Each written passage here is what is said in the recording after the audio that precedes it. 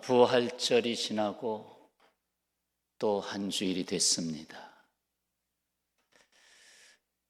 오늘 저희들에게 듣고자 하는 말씀은 부활 후 8일째 되는 날, 늦은 부활절을 맞이한 도마를 만나고 도마가 있는 자리에서 주께서 하신 말씀을 듣고자 합니다. 세 가지 말씀을 하셨는데 오늘 그 세 가지 말씀을 들으려고 하는 것입니다. 유대 땅의 날짜 개념은 저녁이 되매 아침이 되니 둘째 날, 셋째 날 이렇게 표현을 하지요. 그래서 첫 번째 부활절은 해가 지기 전에 있지 않았겠나, 저녁 때. 둘째 주 부활절은 해가 진 다음에 있지 않았겠나, 그래서 8일이 되지 않았나. 그러나 우리의 개념으로 볼 때는 첫 번째 주일 부활절, 두 번째 주일 부활절 이렇게 표현할 수 있겠다 봅니다. 도마는 첫 번째 부활절 된 그날에 그 자리에 없었습니다. 다른 제자들이 예수님이 부활하셨다라고 도마에게 나중에 말을 하니까 뭐야? 나 못 믿겠어. 나 못 믿겠어. 다른 제자들이 말한 예수 그리스도의 부활을 부인했습니다. 그 결과로 그는 다른 동료 제자들보다 한 주가 늦은 부활절을 갖게 됐습니다. 주님을 비로소 만나고서 부활을 확인하게 됐습니다. 그래서 오늘 제목 도마의 늦은 부활절. 혹 우리가 살아가면서 늦은 부활절의 삶을 살 때도 있습니다. 늦은 부활절. 비슷한 경우 하나 있어요. 예수님의 부활에 대한 소문을 들었으나 이를 눈으로 확인하지 못한 채 엠마오로 향하여 가던 두 제자 사이에 부활하신 예수님이 끼어들으셨죠. 그리고는 그들에게 이렇게 말씀하십니다. 미련하고 선지자들이 말한 모든 것을 마음에 더디 믿는 자요. 더디 믿는 자들이에요. 왜 더디 믿느냐? 자꾸 자기 생각이 앞서니까 더디 믿는 거거든요. 왜 더디 믿느냐? 부활신앙은 믿음의 대로를 요구합니다. 부활의 역사는 믿는 자와 함께 합니다. 그래요, 믿음 없이는 부활의 권세를 운반할 수 없습니다. 오늘 이 도마의 늦은 부활절에 담아주시는 주님의 말씀을 함께 듣겠습니다. 세 가지로. 첫 번째 말씀, 너희에게 평강이 있을지어다. 이 말씀은 우리 한국말로 하면 길게 느껴지는데 원어, 헬라어 원어는 아주 짧습니다. 에이레네 휘민, 에이레네 한 글자, 휘민 한 글자. 에이레네라는 것은 평강이 있을지어다. 그리고 휘민은 너희에게. 그래서 에이레네. 아주 간단하게는 에이레네. 그리고 여러분께 휘민. 한번 연습 한번 해보실래요? 에이레네 휘민. 그러면 이제 옆 사람에게 휘민. 에이레네 휘민. 여러분에게 에이레네 휘민. 그게 이제 헬라어 성경의 그대로입니다. 이 말씀은 8일 전 첫 번째 제자들이 모인 가운데 나타나셨을 때에도 똑같이 에이레네 휘민 하고 말씀하셨습니다. 참 제자들이 두려워했죠. 예수님은 자기 곁을 떠났고 또 제자들에게까지 화가 미칠까, 그런 생각으로 문을 굳게 닫고 있을 때 그들 가운데 임하셔서 평화 선언한 겁니다. 이 에이레네는 평화, 평안, 평강, 그 모든 걸 다 번역해서 쓰여지고 있는데 히브리어로는 샬롬. 그래서 우리가 항상 인사하는 샬롬, 평화교회, 더군다나 샬롬. 그리고 유대 땅의 통속어인, 그러니까 서민들이 주로 많이 사용하는 언어가 있습니다. 그걸 아람어라고 하는데, 뭐 달리다 굼 하는 것도 아람어인데, 이 아람어로 표현하면 셀람, 샬롬이 셸람하고 이렇게 그들은 말하고 있습니다. 그러니까 혹시나 유대 땅에 들어가서 성지순례 할 때 샬람 하면은 저 사람이 어떻게 할지 샬롬으로 보통 말하는데 샬람 하니까. 헬라어로는 에이레네, 영어로는 피스. 그래서 평안의 축복 인사죠. 평안의 축복 인사. 자, 가장 짧은 우리 교회 인사말로 샬롬. 샬롬. 길에서 만나면 샬롬 인사하시기 바랍니다. 이 평안을 잃었던 인간에게 부활로 선포하신 가장 중요한 강복이었습니다. 이제 평화로다. 왜 불안해하느냐? 이제 평화로다 하는 거예요. 아담이 죄를 짓는 순간 불안이 그를 장악해버렸습니다. 두려움이 왔습니다. 사탄 마귀가 이제 꿰어서 눈은 조금 열렸어요. 그래서 이렇게 좀 어디에 투자해야 돈을 버나, 좀 지혜의 눈은 조금 열렸어요. 근데 좋지 않은 지혜죠. 어떻게 하면 남을 속일 수 있을까? 마귀가 준 거니까. 지혜의 눈은 열렸는데 결국 아담과 하와가 바라보는 세계는 불안, 염려, 두려움. 그리고 내가 누군가? 내가 전에는 옷을 벗었으나 부끄러워하지 않았는데 왜 내가 부끄러워해야 하나 하는 자기 정체성의 상실, 이런 모든 것들. 그래서 어떡합니까? 숨어요. 정글 속의 어둠 속으로 자신을 은폐시킵니다. 들어가자. 산속으로 들어가자. 섬으로 들어가자. 외딴 곳으로 들어가자. 아주 고지로 들어가자. 자기를 감추고 싶은 거예요. 옷을 입자, 더 껴입자, 가리자, 화장하자, 가리자. 결국 하나님으로부터의 도피였죠. 하나님으로부터의 도피. 그러면 평안은 절대 머물지 않습니다. 불안과 싸워야죠. 두려움과 싸워야죠. 근데 해결이 안 되죠. 자, 본문으로 다시 돌아옵니다. 예수께서 오사 가운데 서서, 굳게 닫힌 그 가운데 예수께서 들어오셔서 가운데 서서, 예수께서 우리의 삶 가운데 중심으로 오셨음을 강조하는 말입니다. 주께서 우리의 생각의 중심, 우리 삶의 중심에 오시겠다는 것입니다.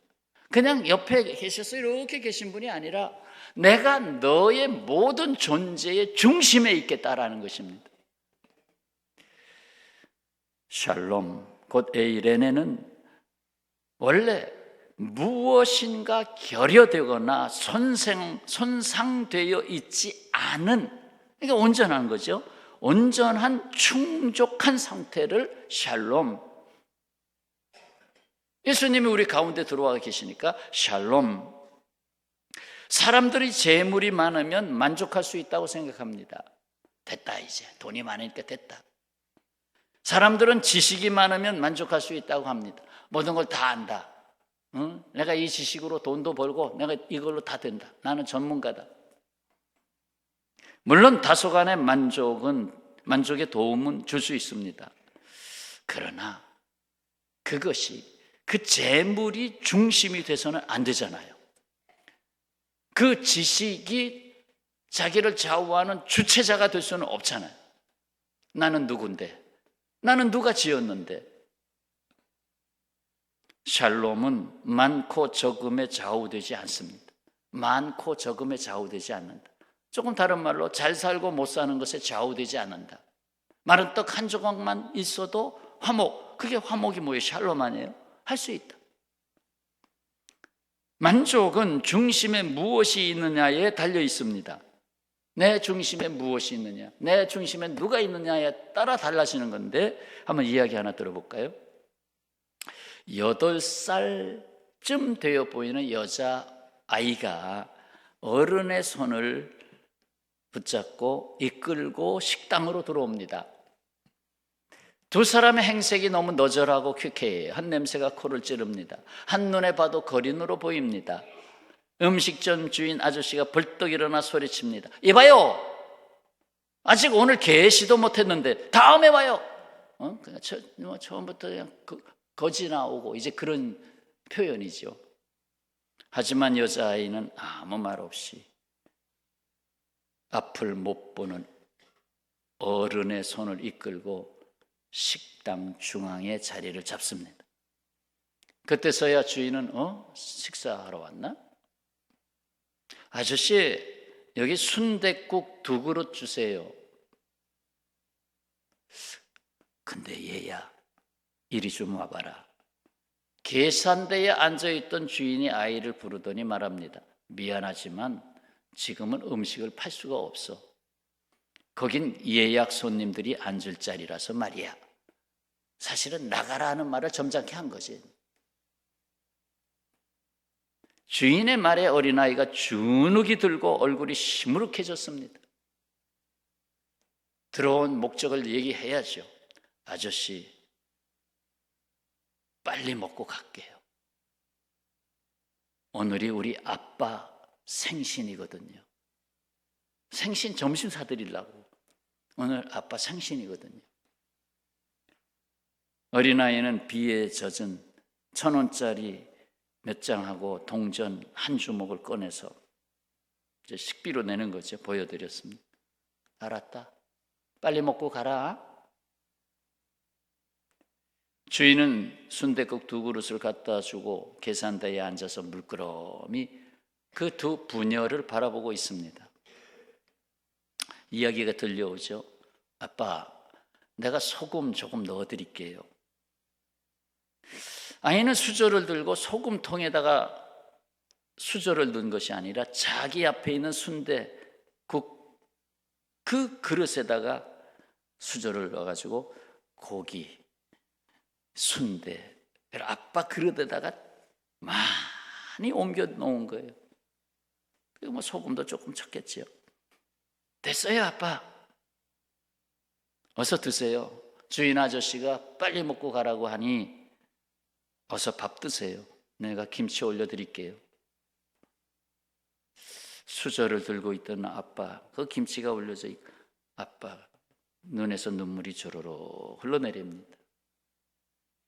그 장면을 지켜보던 음식점 주인이 얼굴을 들지 못하고 창가를 바라봅니다. 너무 미안했던 거죠. 초라한 행색을 한 2 부녀를 내가 바깥 모양만 보고 너무 함부로 대했구나. 저 안에 무엇이 있는지를 보지 못하고 함부로 대했구나. 그러면서 생각을 해본 거예요. 호강하며 큰 우리 집 애들이, 호강하며 커버린 우리 집 애들이 저런 마음을 가지고 있을까? 과연 이 소녀 8살짜리 아이만도 못한 그런 아이는 그런 자녀들은 아닐까? 그래서 맨날 아빠 필요한데 돈 얼마? 1억이 필요한데요. 그렇게만 지금 생각하고 있지 않은가? 예수께서 우리의 삶 한가운데 오셔서 말씀합니다. 에이레네 휘민, 너희에게 평강이 있을지어다. 그렇습니다. 주님이 나의 존재 한가운데 머무실 때 나는 비로소 평안을 누립니다. 아멘. 2번째 말씀입니다. 믿음 없는 자가 되지 말고 믿는 자가 되라. 믿는 자가 되라. 수일 전에 도마가 다른 제자들에게 던진 말을 예수께서 알고 계십니다. 바로 오늘 본문 앞절 25절이죠. 다른 제자들이 그에게 이르되 우리가 주를 보았노라 하니 도마가 이르되 내가 그의 손에 못자국을 보며 내 손가락을 그 못자국에 넣으며 내 손을 그 옆구리에 넣어보지 않고는 믿지 아니하겠노라. 확실하게 내가 손으로 만져보고 내 눈으로 본 다음에 내가 믿겠다. 아주 의심 많은 실증주의자 도마죠. 뭐 요즘도 똑같죠. 뭐 하나님이 이 세상 창조했다고 증거대봐. 증거. 그때 너 살아 있었어? 증거대봐. 똑같죠. 너 하나님 믿는 다음에 하나님 눈으로 봤어? 그러나 예수께서 기뻐하시는 사람은 믿음의 권능 안에 사는 사람이 되는 것입니다. 믿음은 그 보는 관점이 다릅니다. 믿음은 관점이 달라집니다. 예수 믿고 얼마나 보는 게 달라졌습니까? 사람의 관점은 자기 자신도 모르는 사이에 일종의 고정관념이 됩니다. 그게 굳어져 가지고 거기서 벗어날 줄 몰라. 이거면 이거다 하고 벗어날 줄 몰라. 그것이 사실인 것처럼 되어버립니다. 그렇잖아요. 우리나라도 그 지방색 갈라진 거 하나의 고정관념 아니에요? 우리는 여기, 우리는 그 고정관념이 너무 강해가지고 우리나라 많이 망가졌잖아요. 자, 한번 실험을 해봅시다. 그림이 그려져 있는 카드 석장이 있습니다. 하나, 둘, 셋, 다 그림이 그려져 있어요. 하나에는 원숭이 사진, 하나에는 판다 사진, 하나에는 바나나 사진. 그러면서 이 카드 석장을 해서 석장인데 그 중에 2장만 서로 어울리는 2장만 짝을 지어달라고 이제 문제를 제시했어요. 자, 석장이 뭐예요? 원숭이, 판다, 바나나. 자, 그러면 여러분 한번 묻겠습니다. 2장 뭐와 뭐를 택하시겠습니까? 네? 원숭이하고 바나나? 원숭이하고 바나나? 우리 동양 사람들의 대부분은 원숭이와 바나나를 택합니다. 원숭이는 바나나를 잘 먹으니까, 좋아하니까 원숭이 하면 생각나는 게 바나나. 근데 서양 사람들은 다릅니다. 서양 사람들의 대부분은 원숭이와 판다를 뽑습니다. 왜요? 원숭이도 동물, 판다도 동물인데 바나나는 식물이라는 것입니다. 그러니까 보는 관점이 달라요. 이건 동물들, 이거는 식품, 이건 동물 둘. 근데 한국 사람들은 조금 더 정서적이죠. 어떻게 보면 원숭이는 바나나를 좋아해. 그런데 어떤 해외여행 가면 바나나가 팔아가지고 그거 사가지고 바나나 농장에 가서 먹이는 것도 있잖아.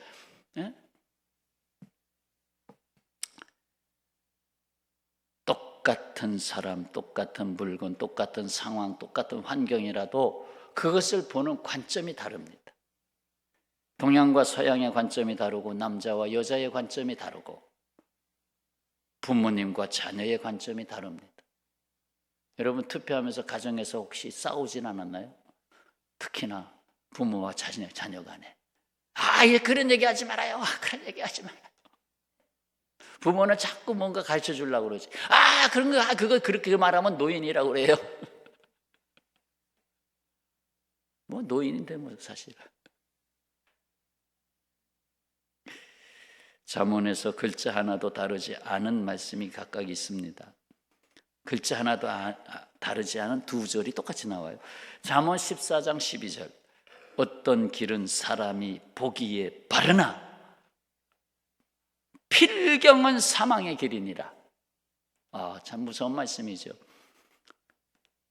2장 더 넘어가서 잠언 16장 25절에 어떤 길은 사람이 보기에 바르나 필경은 사망의 길이니라.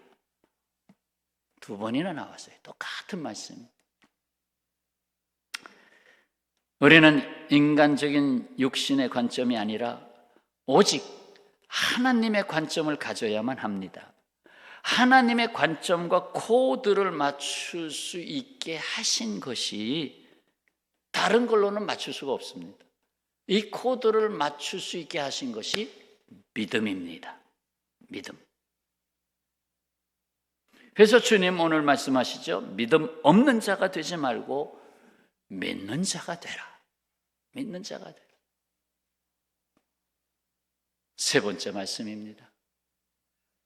너는 나를 본고로 믿느냐? 보지 못하고 믿는 자들은 복되도다. 보지 못하고 믿는 자들은 복되도다. 누가 복되냐? 도마는 육신의 시력에 의해 좌우되는 사람이었습니다. 도마는 예수님이 부활하신 것을 정말 자기가 확증하지 않고는, 눈으로 보고 만져보지 않고는 믿지 않겠다고 한 사람입니다. 예수께서는 얼마 지나지 않아서 승천하게 되시죠. 이 땅에 사는 사람들 놓고 가야 되는데, 물론 성령께서 강림하시게 하는 건 알고 계셨지만, 그래도 성령은 눈에 안 보이잖아요. 그런데 예수님은 눈에 보이셨잖아요. 눈에 보이셨던 예수님이 떠나가는데 이거 제자들이 신앙생활을 제대로 할 수 있을까? 그래서 보지 않고 믿는 믿음에 대해서 훈련시킨 겁니다. 지금까지는 보고 나를 믿었지, 보지 않고 나를 믿어라. 그게 복된 것이다. 지금과 같은 예수님을 다시 만날 수가 없고, 이제는 성령을 통하여 나를 만날 텐데, 계속 증거물이나 찾고 있는 그런 실증주의자가 돼서는 믿음 생활 할 수도 없고, 교회도 점점 약해질 것이고, 결국은 교회나 세상이나 똑같아지지 않겠냐? 그걸 예상하셨기 때문에 쐐기를 박은 거예요. 쐐기를 박은 거예요. 승천하시기 전에 믿음은 이거다. 보고 믿는 자보다 보지 못하고 믿는 자가 복되다. 더욱이 주님은 이러한 말씀이 하늘로부터의 복을 가져온다는 걸 분명히 가르쳐 줬죠. 성경에서 보지 않고 믿는 믿음에 대해서 곳곳에서 말씀하셨는데, 몇 곳을 보면 히브리서 11장 1절, 믿음은 바라는 것들의 실상하지 오지 않았잖아요. 바라는 것들의 실상이요 보이지 않는 것들의 증거. 믿음은 보이지 않는 것들의 증거. 누가복음 1장 45절, 마리아에 대한 말씀이죠. 주께서 하신 말씀이 반드시 이루어지리라고 믿은 그 여자에게 복이 있도다. 믿은 그 처녀가 아이를 낳는다. 믿은 그 여자에게 복이 있도다. 고린도후서 5장 7절, 이는 우리가 믿음으로 행하고 보는 것으로 행하지 아니함이로다. 조금 세월이 지나서 베드로전서 1장 8절, 예수를 너희가 보지 못하였으나 사랑하는도다. 이제도 보지 못하나 믿고 말할 수 없는 영광스러운 즐거움으로 기뻐한다. 윌버 체프맨이라는 사람, 대학생이 있었는데 전도자 무디의 집회에 참석했습니다. 그날도 구원에 대하여 말씀이 증거되고 있었습니다. 집회가 끝난 후 이 윌버 체프맨이 좀 마음에 뭔가 아직도 해결되지 않은 게 있어요. 그래서 무디를 찾았습니다. 무디 선생님, 저는 구원의 확신이 없습니다. 이에 무디는 당신은 예수 그리스도를 믿습니까? 하라고 물었어요. 그는 저는 믿기는 믿는데 자신이 없습니다. 믿는 것 같은데 자신이 없습니다. 무디는 요한복음 5장 24절 말씀을 이 자리에서 읽어보라고. 자, 읽어보세요. 내가 진실로 너희에게 이르노니 내 말을 듣고 또 나 보내신 이를 믿는 자는 영생을 얻었고 심판에 이르지 아니하나니 사망에서 생명으로 옮겼느니라. 체프맨에게, 이 말씀을 읽은 체프맨에게 믿느냐 하고 다시 물으니까 믿습니다. 이에 무디가 다시 묻습니다. 그러면 영생이 당신에게 있습니까? 그러니까 대학생이 아멘 했으면 됐을 걸. 글쎄요, 영생? 글쎄요. 죽으면 천국 가나요?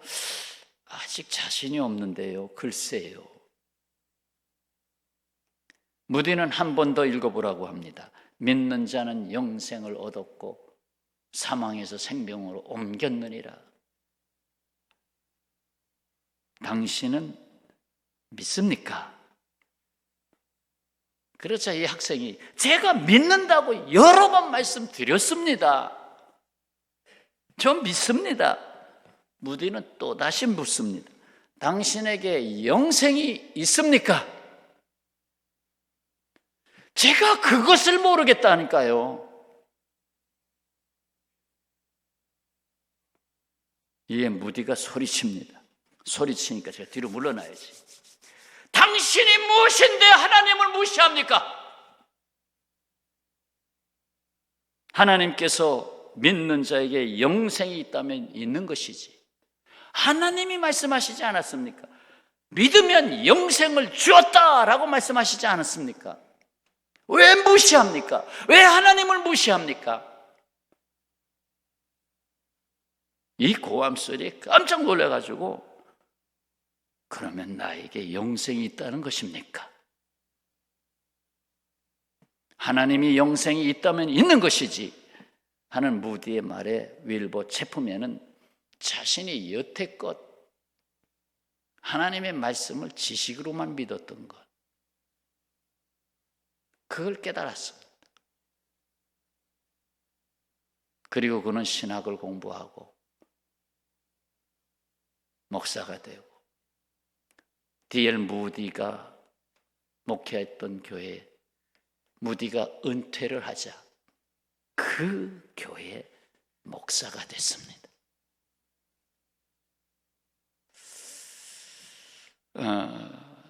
사실 무디는 뭐 이렇게 여기저기 다니면서 전도 운동을 많이 펼쳤는데, 부흥운동을 자기가 목회하던 교회, 무디 교회라고 이름이 붙여지지 않았습니다. 어떻게 자기가 목회하는 교회에 무디 교회라고 이름을 붙입니까? 주님의 교회죠. 그런데 무디가 죽자 너무나 많은 사람들이 무디로부터 은혜를 받고 그걸 기념해야 된다 해서 무디 교회라고 교회 이름을 붙였습니다. 사실 무디의 교회가 아니라 무디의 이름을 기념하기 위해서 무디 교회라고 붙였어요. 그 무디 교회의 목사가 된 거죠. 이 세상은 눈으로 볼 수 있느냐 없느냐 그 수준을 넘어가지 못하고 있습니다. 저도 과학도였습니다만 과학의 세계 깊이 들어가면 오히려 하나님을 만납니다. 도리어 진화론을 깊이 들어가면 아니네, 진화론 이게 아니네 하고 새로운 사실을 만납니다. 뭐 그랜드 캐년에 가면 진화론이 이제 파괴되죠. 그랜드 캐년의 그 단층 쫙, 어떻게 공룡하고 사람하고 같은 단층에서 나타나냐? 실제로 나타나거든요. 어떻게 공룡하고 사람하고 같은 시대에 살았느냐? 그러면 진화론하고 안 맞잖아요. 사실 진화론의 허구성은 많이 증명이 됐습니다. 이 세상 법정도 증거, 증인이 있어야 판결을 내리잖아요. 증거를 가져오라고. 당신이 그 사람 죽이지 않았다는 증거를 가져오라고. 하지만 하나님은 보이지 않는 것에 초점을 둔 믿음으로 하나님의 나라를 세우셨습니다. 더욱이 하나님은 눈에 보이지 않는 믿음 안에 숨어 계시는 하나님, 믿음 안에 숨어 계시는 하나님, 성경에서 가르치고 있습니다. 그렇습니다. 눈으로 보는 세계보다 눈으로 보지 못하는 세계에 더 귀하고 더 아름답고 영원한 생명과 가치가 있습니다. 지금은 복된 믿음을 우리에게 확인하는 시간입니다. 내가 받은 이 믿음이 얼마나 복된 믿음인가. 부활하신 주님을 눈으로 보고 손으로 만져본 도마보다 더 복된 자가 되지 않았습니까? 예수님을 눈으로 보고 그 옆구리에 손을까지 콱 찔러 넣어왔던 도마보다 저와 여러분이 믿음에 있어서는 복된 자 맞지요? 더 복된 자입니다.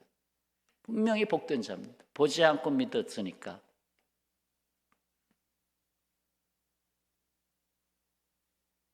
이 복된 믿음으로 삶의 확신을 가지고 세상을 이기시기 바랍니다. 이 믿음으로 모든 두려움과 불안과 염려를 떨쳐버리시기를 바랍니다. 위에서 부르신 부름의 상을 바라보고 이 복된 믿음으로 끝날이 올 때까지 믿음으로 경주합시다. 성도 여러분에게 이 복된 믿음을 주신 주 예수께서 오늘도 우리 한가운데 오셔서 말씀하신 것입니다. 자, 오늘 말씀입니다. 너희에게 평강이 있을지어다. 믿음 없는 자가 되지 말고 믿는 자가 되라. 너는 나를 본고로 믿느냐? 보지 못하고 믿는 자들은 복되도다. 아멘. 오늘 늦은 부활절에, 혹 지난주 부활절에 못 오신 분 계시면 오늘 늦은 부활절이 됐죠? 늦은 부활절에 나의 생각, 나의 삶 한가운데 오신 주님께 화답합니다. 어떻게 해요? 어떻게 화답해야 합니까? 어떻게 화답하실래요? 이렇게요. 주여, 내가 믿나이다. 다 같이 할까요? 주여, 내가 믿나이다. 아멘. 기도하겠습니다.